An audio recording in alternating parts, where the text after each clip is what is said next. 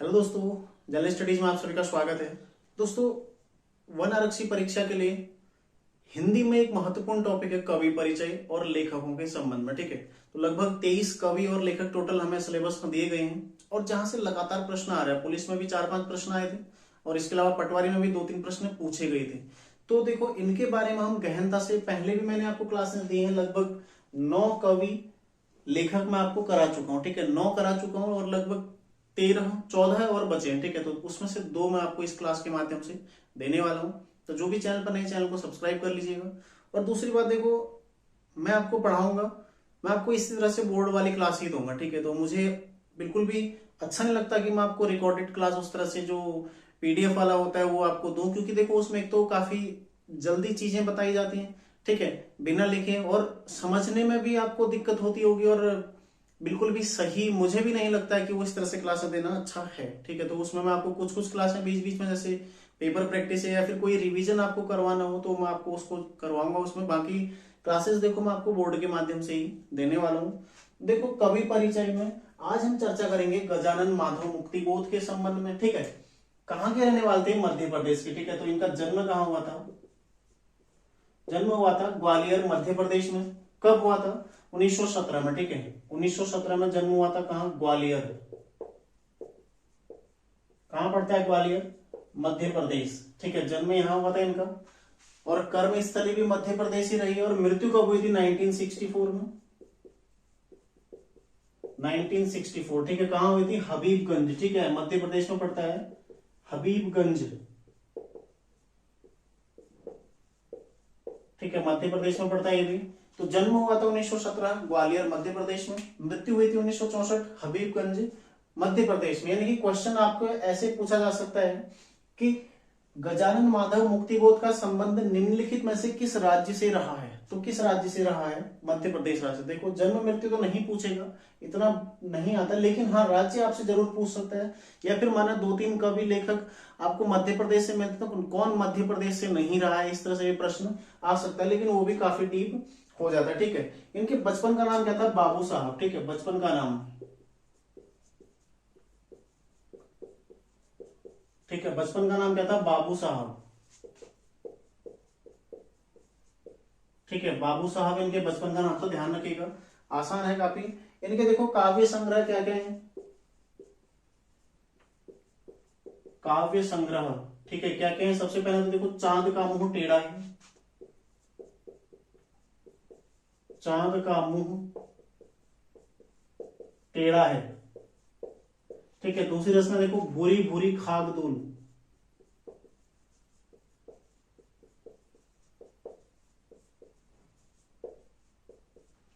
ठीक है, चांद का मुंह टेढ़ा है, भूरी भूरी खाक धूल। निबंध संग्रह देखो, निबंध संग्रह क्या क्या है?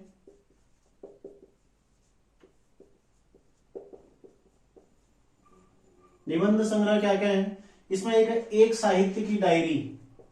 एक साहित्य की डायरी।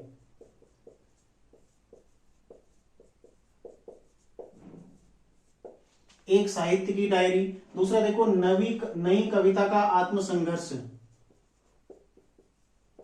नई कविता का आत्मसंघर्ष।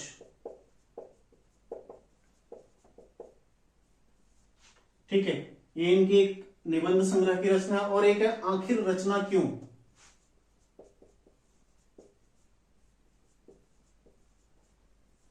आखिर रचना क्यों। ठीक है, ये इनकी 3 निबंध संग्रह की रचनाएं हैं। काव्य संग्रह देखो, चांद का मुंह टेढ़ा है, भूरी भूरी खाक धूल।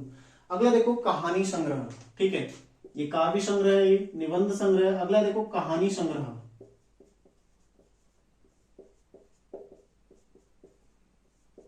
बोर्ड में पढ़ाने का एक फायदा ये होता है कि आप लोग इसे नोट कर सकते हैं, बड़ी आसानी से नोट किया जाता है। ठीक है, पढ़ाते पढ़ाते आप इसको नोट भी कर सकते हैं। लेकिन जो रिकॉर्डेड क्लासेज होती हैं या फिर जो पीडीएफ वाली क्लासेज होती हैं, उसमें आप ना नोट कर सकते हैं, ना आपको पढ़ा हुआ कुछ समझ में आता है और ना ही बेहतर तरीके से समझाया जा सकता है।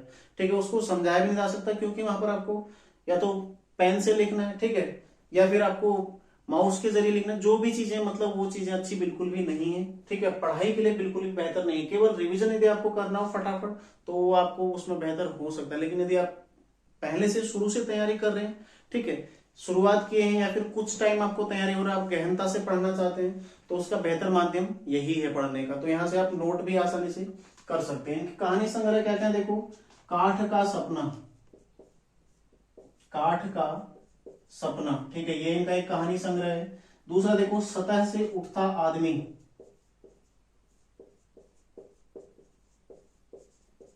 सतह से उठता आदमी, ठीक है।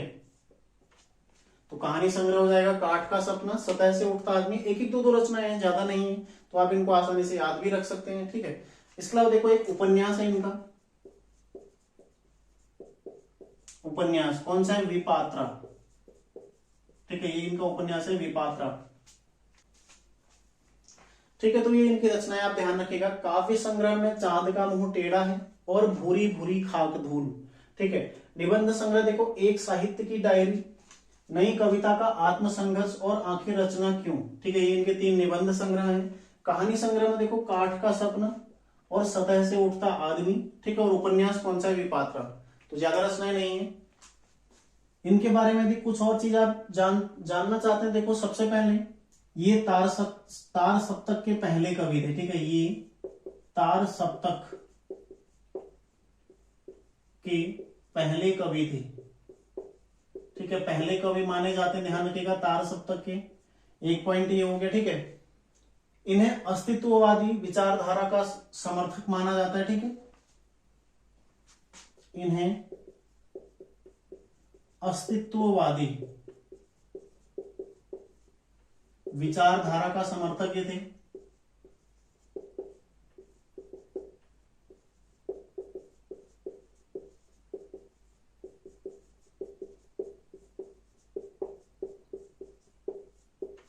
इन्हें अस्तित्ववादी विचारधारा का समर्थक माना जाता है, और साथ ही इन्हें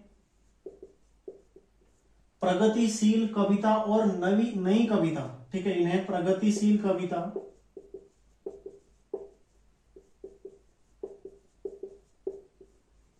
और नई कविता,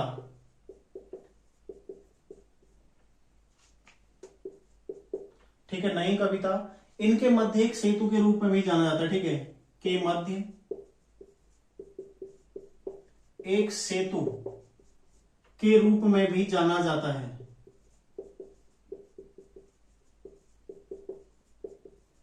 मतलब जो वर्तमान युग की कविता है, ठीक है, मतलब जो वर्तमान में जिस तरह से रचनाएं होती हैं कविता वाली, और जो प्रगतिशील जो युग था उसकी रचनाएं थी, ठीक है, उनके मध्य का जो काल था उसको उनको जोड़ने वाला जो इन्हें जाना, उनके मध्य जोड़ने का जो कार्य किया किसने किया है, गजानन माधव मुक्तिबोध द्वारा किया गया, ठीक है। इसलिए इनको एक सेतु के रूप में भी जाना जाता है। किस किस के मध्य, एक जो प्रगतिशील युग की कविताएं थी, ठीक है, और जो वर्तमान युग की कविताएं हैं, इनके मध्य इनको जोड़ने के वाले एक सेतु के रूप में इनको जाना जाता है, ध्यान रखिएगा। तार सप्तक के पहले कवि माने जाते हैं, ठीक, और इन्हें अस्तित्ववादी विचारधारा के समर्थक माने जाते हैं। तो ये है गजानन माधव मुक्तिबोध, आप इसका एक स्क्रीनशॉट ले लीजिए। और बाकी अगला हम देखते हैं अब माखनलाल चतुर्वेदी, ठीक है। अगले जो कवि हैं माखनलाल चतुर्वेदी, ठीक है, इनकी एक कविता लगभग हर किसी को मुझे लगता है कि याद होगी या फिर हर किसी ने सुनी होगी। कौन सी थी, पुष्प की अभिलाषा, ठीक है। एक फूल क्या इच्छा व्यक्त करता है उसके बारे में उसमें वर्णन किया गया था, तो आप सभी को उसके बारे में पता होगा, लगभग हर किसी ने पढ़ी होगी बचपन में, ठीक है, निचली कक्षाओं में दी गई थी। तो इन्हीं के संबंध में हम चर्चा करने वाले हैं। इनका जन्म कब हुआ था, 1889, मध्य प्रदेश में इनका जन्म हुआ था, ठीक है। जन्म 1889 कहां हुआ था, होशंगाबाद, ठीक है, कहां पड़ता है, मध्य प्रदेश में पड़ता है। तो यहां इनका जन्म हुआ था। और मृत्यु कब हुई थी, 1968 को भोपाल में, ठीक है, मृत्यु 1968, ये भी कहां, भोपाल, और भोपाल भी कहां पड़ता है, मध्य प्रदेश में पड़ता है।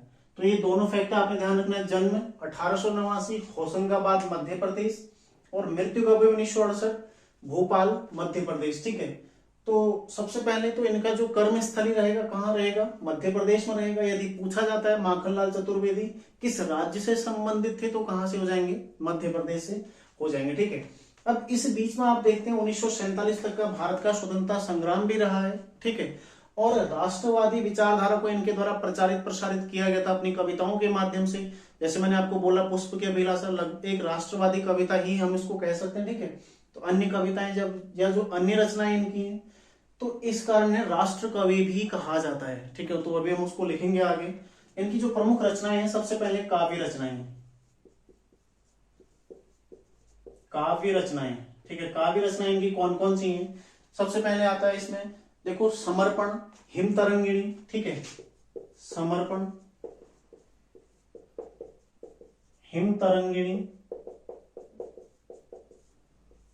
ठीक है। पहले भी इनकी एक रचना पूछी गई थी अभी हाल ही में पटवारी में, हिम किरीटिनी करके पूछी गई थी, ठीक है। युगचरण,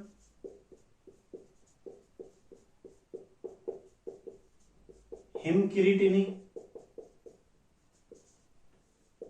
ठीक है। अगला देखो वेणुलो गुंजे धरा, वेणुलो गुंजे धरा, ठीक है। थोड़ा सा आपको टफ लगेगा लेकिन अलग सा नाम है, जल्दी आप इसको ध्यान में रख लोगे, ठीक है। एक है देखो माता, ठीक है। अगली है देखो धूम्र वलय, धूम्र वलय, ठीक है, ध्यान रखिएगा। अगला देखो बिजुरी काजल आज रही,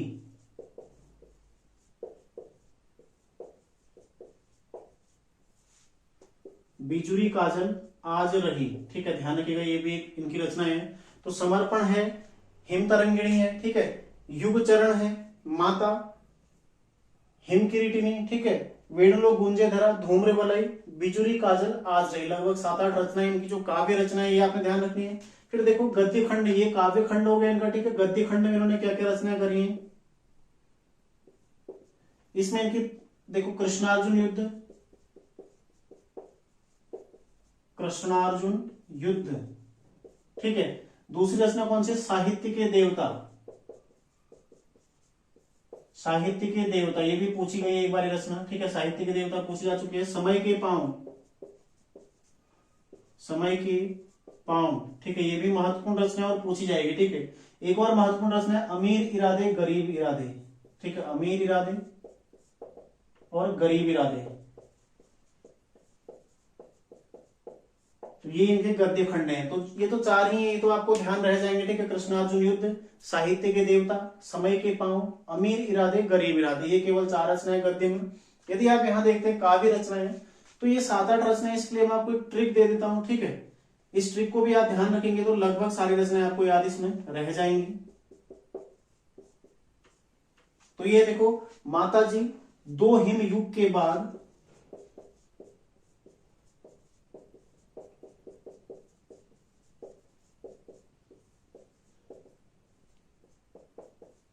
दो हिमयुग के बाद वेणु और काजल धूम्र को समर्पित हुए, ठीक है।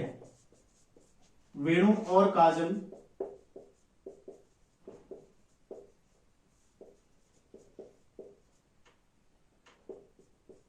धूम्र को समर्पित हुए,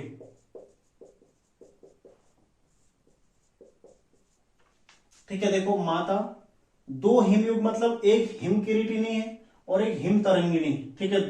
दो हिम है ना, 2 हिम, और एक है देखो युग चरण, ये 2, एक रचना ये हो गई, 2 रचनाएं ये है, एक है युग चरण, ठीक है। एक है देखो वेणु लो गुंजे धरा, ठीक है। काजल कौन सा? देखो बिजुरी काजल आज रही, काजल धूम्र वलय और समर्पित, कुल इनकी 8 रचनाएं इसमें आगे देखो 8 रचनाएं। समर्पण, ठीक है, समर्पित में समर्पण हो गया, बिजुरी काजल आज रही, ठीक है, माता, धूम्र वलय, तो कितनी रचना इनकी? टोटल 8 रचनाएं इसमें आ रही। देखो माता, हिमयुग, इसमें देखो हिम तरंगिणी, ठीक है। हिमयुग में एक हिम तरंगिणी है, दूसरा कौन सा है? हिम किरीटिनी, और युग में कौन सी है? युग चरण। ये 2 अलग अलग, हिमयुग को आप तोड़ोगे, ठीक है। 2 हिम तरंगिणी और हिम किरीटिनी, युग में कौन सी है? युग चरण। उसके पश्चात देखो वेणु लो गुंजे धरा, ठीक है। काजल में क्या है? बिजुरी काजल आज रही, धूम्र वलय और समर्पण, ठीक है, ध्यान रखिएगा। देखो माता, हिम किरीटिनी, हिम तरंगिणी, वेणु लो गुंजे धरा, युग चरण, बिजुरी काजल आज रही, धूम्र वलय और समर्पण, ठीक है। टोटल 8 इनकी काव्य रचनाएं आपको ध्यान रहनी चाहिए, ठीक है। अगला जो एक नोट आप इनके बारे में लिख सकते हैं या फिर इस तरह से पॉइंट लिख सकते हैं, ये राष्ट्र कवि के रूप में जाने जाते हैं, मैं आपको पहले ही बता चुका हूं। ये राष्ट्र कवि के रूप में जाने जाते हैं, ठीक है, राष्ट्र कवि के रूप में जाने जाते हैं। और इनकी कुछ प्रमुख कविताएं हैं जो काफी प्रसिद्धि जिन्हें मिली है। दो कविताएं इनकी प्रसिद्ध कविताएं हैं, ठीक है, जिसमें एक आती है पुष्प की अभिलाषा।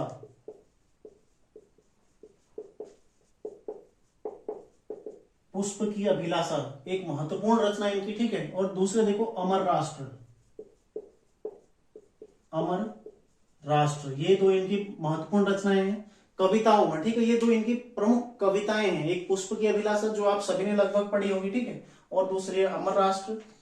और इन्हें एक भारतीय आत्मा के रूप में भी जाना जाता है। एक पॉइंट ये भी नोट कर लीजिएगा आप लोग, इन्हें एक भारतीय आत्मा,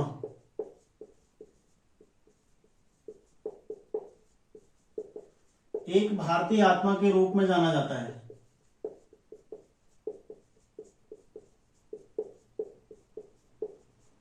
इन्हें एक भारतीय आत्मा के रूप में जाना जाता है, ठीक है। ये प्रश्न पहले पूछा भी गया है कि निम्न में से किसे एक भारतीय आत्मा के रूप में जाना जाता है, किसे जाना जाता है? माखनलाल चतुर्वेदी को जाना जाता है, ठीक है। 1955 में इन्हें साहित्य अकादमी अवार्ड दिया गया था, 1955 साहित्य अकादमी। इतना डीप आएगा नहीं, लेकिन फिर भी आप लोग ध्यान रखिए, ठीक है, आप लोग पढ़िए, क्योंकि हो सकता है यदि आ जाए तो आप लोग इसको गलत ना करें, ठीक है। 1955 में साहित्य अकादमी किस रचना के लिए दिया गया था? हिम तरंगिणी के लिए, हिम तरंगिणी, ठीक है। इस रचना के लिए ना साहित्य अकादमी दिया गया था। कब दिया गया था? 1955 में, ठीक है। 1963 में भारत सरकार द्वारा इन्हें पद्म भूषण दिया गया, ठीक है। ये कौन सा होता है? तीसरा सर्वोच्च सम्मान होता है, ठीक है, पद्म भूषण ने दिया गया था।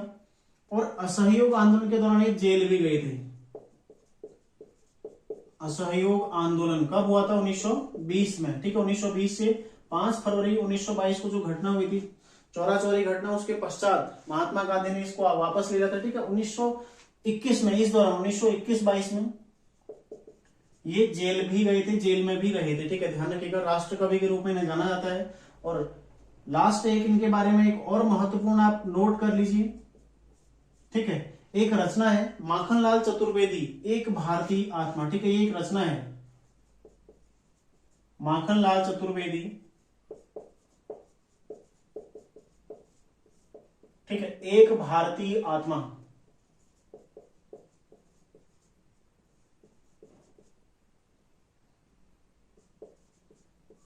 ये किसकी रचना है? विजय दत्त श्रीधर की, ठीक है, विजय दत्त श्रीधर, इनके द्वारा इसकी रचना की गई, ठीक है। माखनलाल चतुर्वेदी एक भारतीय आत्मा किसके द्वारा लिखी गई है? विजय दत्त श्रीधर के द्वारा लिखी गई है। तो इनका देखो जन्म कब हुआ है? 1889 में हुआ है होशंगाबाद मध्य प्रदेश में। मृत्यु कब हुई? 1968 भोपाल में, ठीक है। तो इनका जन्म मृत्यु भी थोड़ा महत्वपूर्ण है, क्योंकि एक श्रेष्ठ कवि, एक महानतम कवि, ठीक है, राष्ट्र कवि के रूप में जाने जाते हैं। तो ध्यान रखिएगा, इनके बारे में जितनी भी चीजें मैंने बोर्ड में छापी हैं तो ये आपने सब अपने दिमाग में छाप लेने, ठीक है। तो काव्य रचनाएं कौन कौन से? देखो समर्पण, हिम तरंगिणी, युग चरण, हिम किरीटिनी, ठीक है, वेणुलोक गुंजे धरा, माता, धूम्रवलय और बीजुरी काजल आज रही। इनके जो गद्य खंड है उसमें देखो कृष्णार्जुन युद्ध, साहित्य के देवता, ये महत्वपूर्ण है, ठीक है, इसमें स्टार लगा लो। और समय के पांव, ठीक है, अमीर इरादे गरीब इरादे, जो ट्रिक है ये आप इसको ट्रिक के रूप में भी याद रख सकते हैं। इनकी काव्य रचना, ठीक है, राष्ट्र कवि के रूप में जाने जाते हैं। क्यों जाने जाते हैं मैं आपको बता ही चुका हूं, क्योंकि इनकी लगभग रचनाएं क्या है? राष्ट्रवाद से संबंधित है, ठीक है, राष्ट्रवाद की उसमें झलक देखने को मिलती है। प्रमुख कविताएं कौन कौन सी? देखो पुष्प की अभिलाषा और अमर राष्ट्र, ठीक है। तो किस तरह की राष्ट्रवादी भावना से भरे हुए थे, इसका एक प्रत्यक्ष उदाहरण की एक रचना है पुष्प की अभिलाषा। इनकी कविता है पुष्प की अभिलाषा, जिसमें यहाँ के लोग तो सही, यहाँ के फूल भी यहाँ के वीर सैनिकों के लिए, यहाँ के वीर शहीदों के लिए क्या सोचते हैं, उसका एक सुंदर वर्णन इनके द्वारा किया गया है। आप सभी ने पढ़ा होगा, ठीक है, मैं भी आपको बताता हूँ। चाह नहीं सुरबाला के गहनों में गूथा जाऊं, चाह नहीं प्रेमी की माला विद प्यारी को ललचाऊं, चाह नहीं सम्राटों के सौ पर चढ़ूं भाग्य पर इठलाऊं, चाह नहीं देवों के सिर पर हे हरि डाला जाऊं, ठीक है। यहां तक सही है कि मतलब पुष्प बिल्कुल नहीं चाहता है, मतलब फूल भी नहीं चाहता कि वो सम्राटों, जो राजा महाराज हैं उन पर चढ़े या फिर भगवान के, ठीक है, देवों के सिर पर चढ़े। पुष्प भी सोचता क्या है कि मुझे तोड़ लेना वनमाली, उस पथ पर तू देना फेंक, मातृभूमि पर शीश चढ़ाने जिस पथ जाते वीर अनेक। मतलब जो सैनिक हैं जो मातृभूमि के लिए अपना योगदान दे रहे हैं, ठीक है, तो उनके मातृभूमि पर शीश चढ़ाने जिस पथ जाते वीर अनेक, उस मार्ग पर पुष्प भी क्या चाहता है कि उस मार्ग पर उसको रखा जाए। तो ये काफी इनकी सुंदर रचना है काफी। इसके अलावा देखो इन्हें एक भारतीय आत्मा के रूप में जाना जाता है। 1955 में साहित्य अकादमी किसके लिए? हिमतरंगिणी के लिए। 1963 पद्म भूषण। असहयोग आंदोलन कब हुआ था? 1920 से 22, तो उस दौरान ये भी जेल गए थे। और एक जो रचना है माखनलाल चतुर्वेदी, एक भारतीय आत्मा, ये किसकी रचना है? विजय दत्त श्रीधर की रचना है। ये भी आपने ध्यान रखना है, ठीक है। आप कहीं आपने ये देखा, आप सीधा इनका इनाम टिक कराए, तो ध्यान रखिएगा किसके? विजय दत्त श्रीधर की रचना है। तो यही इनके बारे में, ठीक है, महत्वपूर्ण फैक्ट है। अगली क्लास में हम देखेंगे एक महानतम कवि, छायावाद के एक प्रमुख स्तंभ जिन्हें जाना जाता है, वो है सूर्यकांत त्रिपाठी निराला, और जिनकी कई सारी रचनाएं हैं। 50 रचनाएं मैं आपको उनकी लिखाने वाला हूं, ठीक है, और काफी महत्वपूर्ण रहेगा, ट्रिक सहित मैं आपको बताऊंगा। तो अगली क्लास में हम चर्चा करेंगे सूर्यकांत त्रिपाठी निराला, और लगभग कवि खंड हमारा उसमें कंप्लीट हो जाएगा, ठीक है। तो मिलते हैं नेक्स्ट क्लास में, तैयारी आप लोग करते रहिए। धन्यवाद।